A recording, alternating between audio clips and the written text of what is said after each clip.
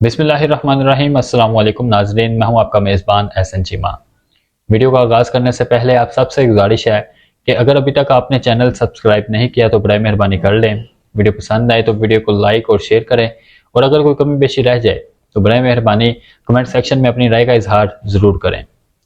ناظرین، ویڈیو کا موضوع اور مقصد سمجھنے کے لیے کچھ باتیں اور عالمی حالات کا ذکر کرنا ضروری ہے۔ برائے مہربانی ویڈیو کو مکمل دیکھیے گا تاکہ ہمیں یہ سمجھنے میں آسانی ہو جائے کہ ہر حال میں آزادی کیوں ضروری ہے اور آزادی کہتے کسے ہیں۔ ناظرین، ڈاکٹر ابراہیم رئیسی کی موت سے قبل یہ کہا جا رہا تھا کہ وہ جلد ہی ایران کی سب سے طاقتور شخصیت بننے جا رہے ہیں۔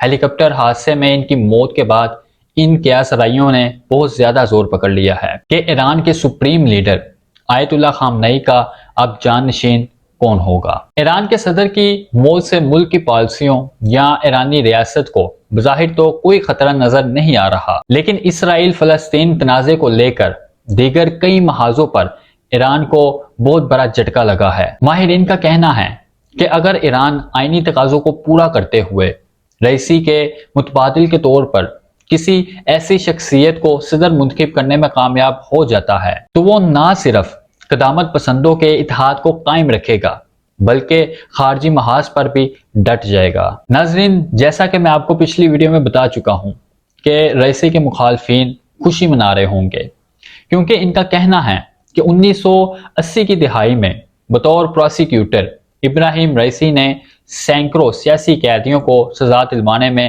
بہت اہم کردار ادا کیا تھا، جبکہ دوسری جانب ابراہیم رئیسی اپنی ساری زندگی اس کی تردید کرتے آئے ہیں۔ سابق ایرانی صدر ابراہیم رئیسی کی سرکاری اعزاز کے ساتھ تدفین نہ صرف جذباتی بلکہ ایسا موقع بھی ہوگا جب ایرانی لوگ ان کے کردار اور خدمت کے تسلسل کی جانب واضح اشارے کو تسلیم کریں گے۔ ابراہیم رئیسی کی موت کے بعد صدر کے عہدے کے علاوہ ایک اور منصب جسے پر کرنا نہایت اہم اور ضروری ہے، وہ رئیسی کی مجلس خبرگان رہبری کی نشست ہے۔ یہ وہ ایوان ہے جو ایران کے سپریم لیڈر کا انتخاب کرتا ہے۔ ایرانی اور بین الاقوامی ماہرین کا کہنا ہے کہ خامنئی کی جگہ لینے کے لیے ابراہیم رئیسی ایک مضبوط امیدوار تھے۔ خامنئی جب سپریم لیڈر بنے تو وہ بھی ابراہیم رئیسی کی طرح قدرے جوان، وفادار اور ایک نظریاتی انسان تھے جو نظام کے تسلسل کے حامی تھے۔ ابھی رئیسی کی موت کو چند دن ہی گزرے ہیں، ایران حالت سوگ میں ہیں اور کئی ایرانی شخصیات سپریم لیڈر کے انتخابات کے لیے میدان میں آ چکے ہیں، جن میں خامنئی کے اپنے بیٹے مجتبیٰ خامنئی بھی شامل ہیں۔ ناظرین، نہایت اہم قابل غور بات یہاں آپ کے ساتھ شیئر کر رہا ہوں، ذرا میری اس بات پر غور و فکر ضرور کیجیے گا کہ رئیسی کی موت کی تصدیق سے چند روز قبل ہی خامنئی نے اپنے ٹویٹر یعنی ایکس پر اعلان کر دیا تھا کہ ایرانی عوام کو فکر مند ہونے کی ضرورت نہیں، کیونکہ ریاستی معاملات میں کوئی تعطل نہیں آئے گا۔ فی الحال ایران کے لیے سب سے بڑا سیاسی مسئلہ صدارتی انتخابات کا انعقاد ہے۔ فی الوقت نائب صدر محمد مخبر کو صدارتی اختیارات منتقل کر دیے گئے ہیں اور صدارتی انتخابات آئندہ 50 دنوں کے اندر اندر کروا دیے جائیں گے۔ بین الاقوامی ماہرین کا یہ بھی کہنا ہے کہ قبل از وقت صدارتی انتخابات سے خامنئی ایک مرتبہ پھر ووٹروں کو سیاسی عمل میں واپس لا کر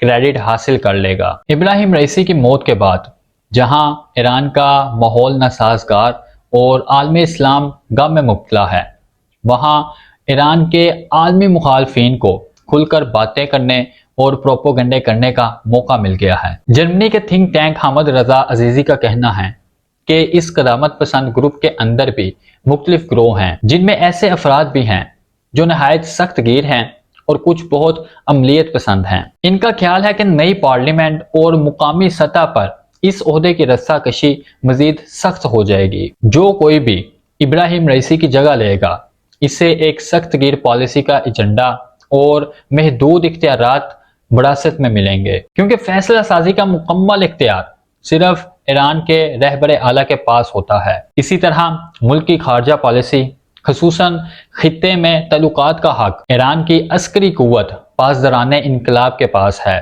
ناظرین، آپ کو علم ہونا چاہیے کہ چند ماہ قبل ایران نے جب اپنے روایتی حریف اسرائیل پر حملہ کیا تھا تو یہ فیصلہ صدر نے نہیں لیا تھا۔ اگرچہ اس حملے نے جوابی حملے کے خطرے کو مزید بڑھاتے ہوئے بہت سے ممالک میں اسرائیل غزہ تنازع کے خطے میں پھیلنے سے متعلق بہت سے خدشات کو جنم دیا تھا، اور ایران کو بھی اسرائیل کی جانب سے بہت زیادہ سخت جواب کے لیے چوکنا کیا تھا۔ ناظرین، روحانی کی مقبولیت کی جزوی وجہ 2015 کا امریکہ اور ایران کے درمیان ہونے والا جوہری معاہدہ تھا، تاہم یہ معاہدہ اس وقت ختم ہو گیا جب 3 سال بعد امریکی صدر ڈونلڈ ٹرمپ نے امریکہ کو یک طرفہ طور پر اس معاہدے سے الگ کر دیا۔ موجودہ امریکی صدر بائیڈن کی انتظامیہ اور رئیسی کی ٹیم کے درمیان بھی بالواسطہ بات چیت میں بہت کم پیش رفت ہوئی۔ ابراہیم رئیسی کو بطور صدر روحانی جیسی تنقید کا سامنا شاید اس لیے نہیں کرنا پڑا کیونکہ روحانی کے مقابلے میں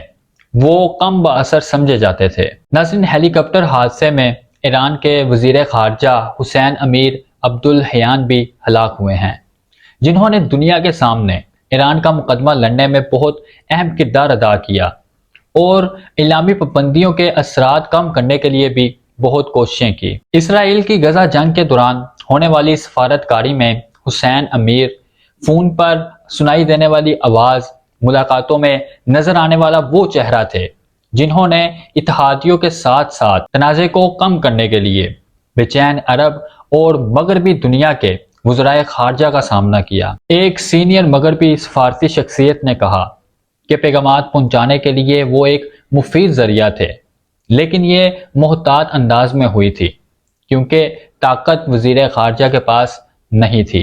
اسفندیار بورس اینڈ بازار تھنک ٹینک کے CEO ہیں۔ ان کا کہنا ہے کہ صدر کی اچانک موت عموماً ایک بڑا واقعہ ہوتا ہے، لیکن سربراہ اعلیٰ کے عہدے کے امیدوار دیکھے جانے کے باوجود ابراہیم رئیسی کے پاس سیاسی حمایت اور واضح سیاسی ویژن نہیں تھا، لیکن ان کو منتخب کرانے والے اب ان کے بغیر آگے بڑھیں گے۔ ناظرین، حالات و واقعات بیان کرنے کا مقصد یہ ہے کہ سیاست یا ریاست امریکہ کی ہو یا کئی دہائیوں سے پابندیوں کی شکار ایران کی، کبھی بھی پھولوں کی سیج نہیں ہوتی۔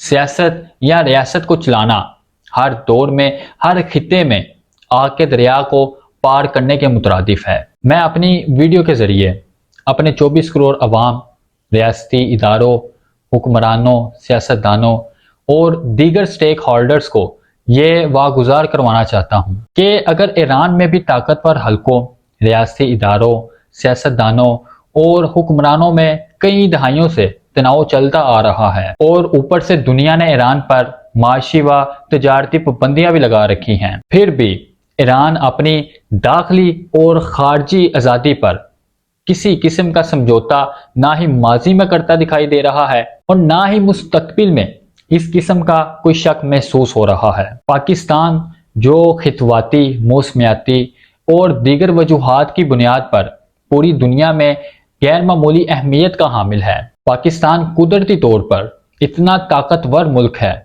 کہ اگر وہ چاہے تو پوری دنیا کی معیشت چٹکی بھر میں تباہ و برباد کر دے، لیکن بدقسمتی سے غیروں کے اشاروں پر ہمیں ایٹمی قوت سے محروم اور دیوالیہ پن جیسے انجام سے ڈرا کر غلامی کی زنجیروں میں باندھ رکھا ہے۔ ناظرین، یاد رکھیے، پاکستان خدا نہ خواستہ اگر دیوالیہ ہو بھی جائے اور ایٹمی قوت سے بھی محروم کر دیا جائے، اس کے باوجود پاکستان کے پاس اتنی قدرتی صلاحیت ہیں کہ وہ بڑی سے بڑی طاقت کو بھی ڈھیر کر سکتا ہے۔ ضرورت صرف اتنی ہے کہ ہمیں صرف ایک پلیٹ فارم پر متحد ہونا ہوگا، ایک قوم بننا ہوگا، چاہے صحیح ہوں چاہے غلط ہوں، اپنے فیصلے خود کرنا ہوں گے۔